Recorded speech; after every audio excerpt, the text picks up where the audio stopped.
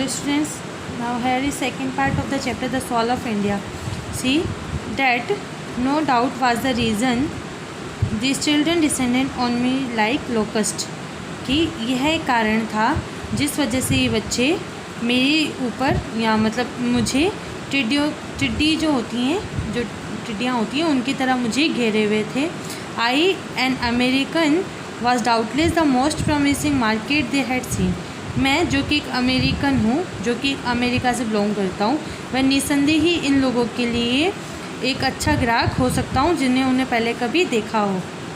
I bought one tiny basket for a few annas, कि मैंने एक छोटी बास्केट कुछ आनों में ख़रीदी. आने जो पुरानी मुद्राएं होती थी वो. Another fruit basket for bit more, कि एक और फ्रूट रखने के लिए बास्केट ख़रीदी कुछ और अनज में. A beautiful waste paper basket for a rupee, एक अच्छी कचरा फेंकने के लिए, वेस्ट पेपर फेंकने के लिए बास्केट ₹1 में. A lovely swing basket for a rupee, एक अच्छी सिलाई का सामान रखने के वाली बास्केट ₹1 में. A few fans for an anna to a piece, और कुछ पंखे मैंने ख़रीदे जो कि ₹1 या ₹2 में ₹2 के मूल्य में मुझे मिल गए थे. My arms were filled and I had not spent 50 cents, कि मेरे दोनों हाथ भर गए थे, लेकिन इतना सामान खरीद के भी मैंने 50 सेंट्स भी खर्च नहीं किए थे. The children passed in shouting their wares, कि जो बच्चे थे वह अपने सामान के साथ चिल्लाते हुए पास से निकल रहे थे, मेरे करीब आ रहे थे. I was a prisoner completely surrounded unable to move, मैं कैदी की तरह इस तरह से घिरा हुआ था जो कि बिल्कुल भी हिल नहीं पा रहा हो, या मैं उनकी मतलब इस तरह से उन्होंने मुझे घेरा हुआ था कि मैं बिल्कुल भी हिल नहीं पा रहा था. The most diligent aggressive and was a beautiful girl of 9 right in front of me. इनमें जो सबसे परिश्रमी आक्रामक जो विक्रेता थी वह एक सुंदर लड़की जो थी 9 साल की, जो मेरे सामने थी. मतलब इतने सारे बच्चों में जो एक सबसे आक्रामक, सबसे परिश्रमी जो विक्रेता थी वह एक सुंदर 9 साल की लड़की थी जो मेरे सामने खड़ी थी. She had a lovely basket with handle and she wanted a rupee and A half for it, और अबाउट 30 सेंट्स. उसके हाथ में उसके पास एक प्यारी बास्केट थी जिसमें हैंडल लगा हुआ था, और वह इस बास्केट के बदले में एक और आधा रुपया या लगभग ₹1.5 या 30 सेंट्स की मांग कर रही थी. She was an earnest pleader, वह एक लगन से विनय करने वाली विक्रेता थी. There were tears in her eyes, कि उसकी आंखों में आंसू थे. She pleaded and begged in tones that would bring any heart, कि वह इस आवाज़ में, इस टोन में वह विनय करती थी कि जो किसी भी हृदय को पिघला दे. My arms were full, I had no room let along any need for another basket, कि मेरे जो दोनों हाथ थे वह इस तरह से भरे हुए थे, मेरे पास सामान उठाने के लिए कोई भी और मतलब कोई भी ज़रा सा भी स्पेस नहीं बचा था. और आवश्यकता की तो बात छोड़ो कि मुझे किसी और टोकरी की ओर ज़रूरत थी. Balancing my basket and fans on my left arm, कि मैंने जो बास्केट और जो लेफ़्ट आर्म में अपने फैंस उठाए हुए थे उनको बैलेंस करते हुए, उनको संतुलित करते हुए, I reach in to my right coat pocket and got a handful change, कि मैंने अपना हाथ अपने दाहिने पॉकेट में डाला और मैंने उसमें से कुछ change, perhaps 15 cents in all, शायद मुश्किल से 15 सेंट्स मैंने उसमें से निकाले. Which I deposited in the basket that the young girl held imploringly before मी,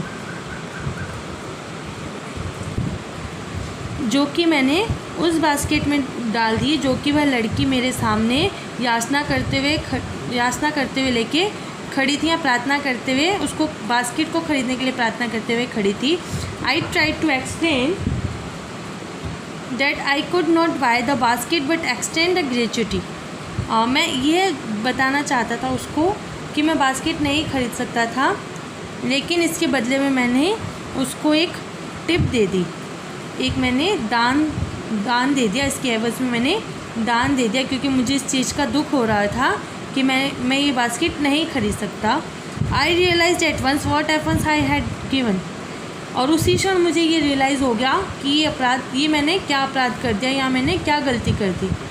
जब वो लड़की मेरे सामने बास्केट लेके खड़ी हुई थी, मैंने अपने पॉकेट में से कुछ पैसे उसको निकाल के दे दिए, और जो कि मैंने मतलब बास्केट ना खरीद पाने के एवज़ में उसको दान के रूप में दिए थे। लेकिन तुरंत ही मुझे महसूस हो गया कि मैंने अपराध कर दिया है।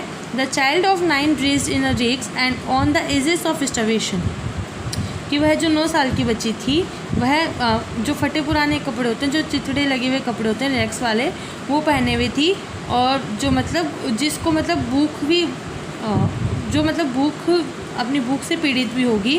रेज हर चिन, उसने अपनी चिन को ऊपर उठाया। रेज इनटू द बास्केट, और बास्केट में अपना हाथ डाला।